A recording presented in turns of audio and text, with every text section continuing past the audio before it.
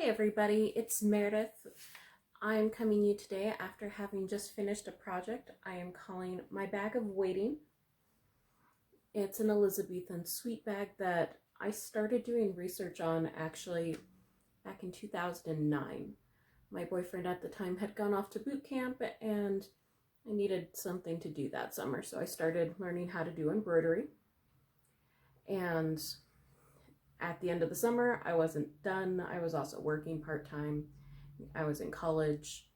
So this ended up getting put aside, and every couple of years since then, it kind of makes a reappearance, and I would do another flower or I'd do the little leaves. Which is why you'll see the different stitching techniques come through in there. Different things I've learned, different things I was trying. It became an unintentional sampler, but this is the process of me finishing it. I'm calling it My Bag of Waiting because it's literally a project I pick up between larger projects to just have some stitching going while, you know, the creative juices and muses start to speak about your next big project. So I hope you enjoy. I right now have been waiting on our election results here in the US. It's 2020 if you're watching this in future times, and I'm releasing this on election week because this is what I've been stitching on to put some creative and productive use to all of the anxious energy while we wait for the results to come in. But I hope you enjoy some cozy stitching content and have a great day.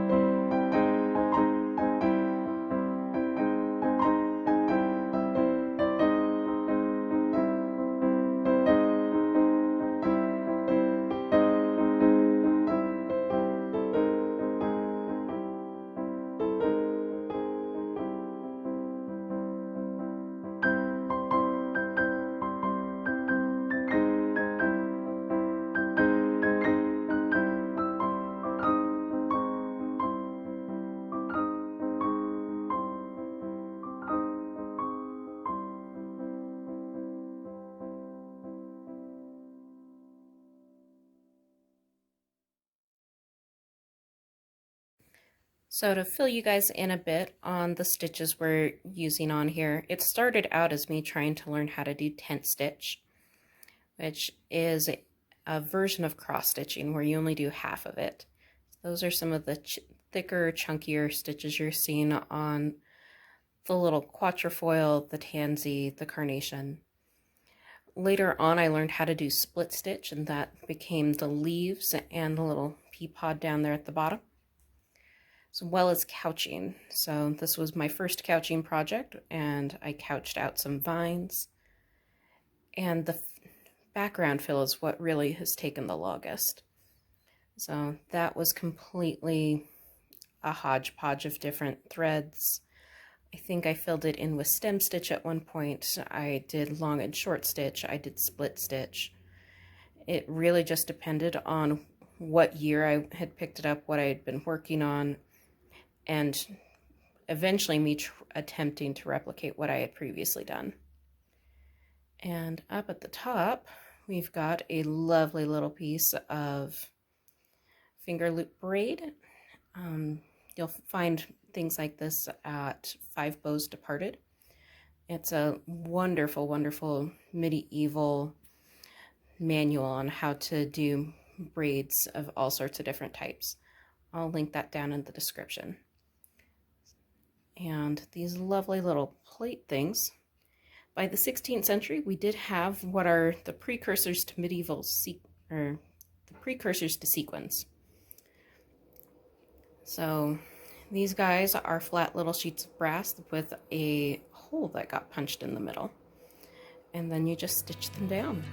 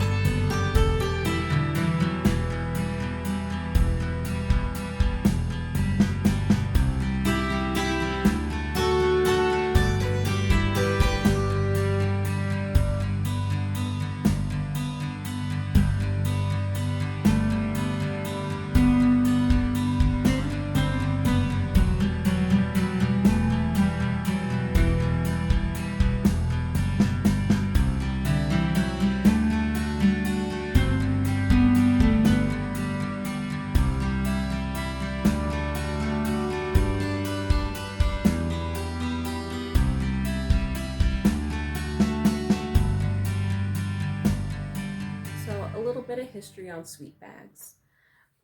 You're going to find a lot of these listed out in inventories and in different wardrobe accounts, from New Year's gift lists to the Queen and such in Elizabethan England. Is a style of embroidery that you see on here was really popular in the last decade or so of the 16th century and into roughly the first quarter of the 17th century. Dates and things will fluctuate a little bit on either side of that, but that seems to be the heyday of this embroidery style. But it gets its name sweet bag because they would often be filled with sweet things, apparently, whether it was, I've heard one person say sweet smelling herbs to try and keep things smelling nice as you're walking around. Others, it was candy. This was the beginning of sugar becoming really widely used by the elite, who would be the people able to put gold and such onto their bags and everything else, right? Another one of these I've seen is that it may come with sweets as a New Year's gift or as a Yuletide gift, 12th night, that sort of thing. And then they would reuse it. You might put your jewelry or something else into the bag itself and keep it and use it, because it is essentially a bag. It's beautiful, but it's still a bag. Myself, in my little gamer heart, I am going to be using this for gambling dice to take to SEA events when we get back into getting to do events again.